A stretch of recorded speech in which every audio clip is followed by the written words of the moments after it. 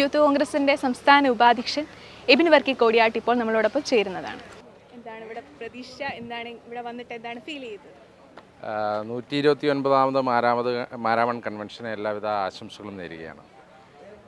ലോകത്തിൻ്റെ വിവിധ ഭാഗങ്ങളിൽ നിന്നുള്ള വിശ്വാസികൾ വലിയൊരു ആത്മീയ അന്തരീക്ഷം സൃഷ്ടിക്കുന്ന ഒരു വ്യത്യസ്തമായ ഇടമാണ് മാരാമൺ.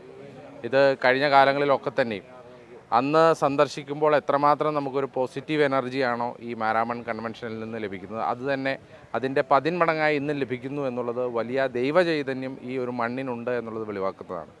ഇതിൻ്റെ സംഘാടനവും മറ്റ് കാര്യങ്ങളുമൊക്കെ ഇത്രയും കൃത്യമായി ഇത്രയും മനോഹരമായി ചെയ്യുന്ന മാർത്തോമാ സഭയ്ക്ക് ഒരു പ്രത്യേക അഭിനന്ദനങ്ങൾ അർഹിക്കുന്നു. അത് നൽകുവാൻ ആഗ്രഹിക്കുകയാണ്.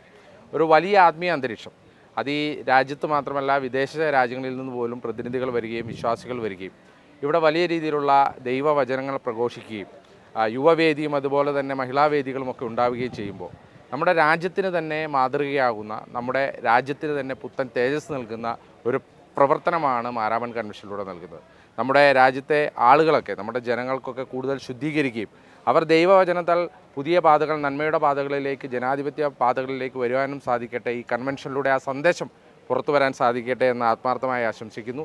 ഇതിൻ്റെ സംഘാടകർക്കും പ്രത്യേകിച്ച് അഭിവന്ദ്യരായ തിരുമേനിമാർ, വൈദികർ, അൽമായർ, അതുപോലെ തന്നെ ഇതിൻ്റെ വിവിധ തലങ്ങളിൽ പ്രവർത്തിക്കുന്നവർ, യുവജന വേദികളിലുമൊക്കെ പ്രവർത്തിക്കുന്ന എല്ലാ ഭാരവാഹികൾക്കും എല്ലാവിധ അഭിനന്ദനങ്ങളും ആശംസകളും പ്രാർത്ഥനകളും നേരുന്നു.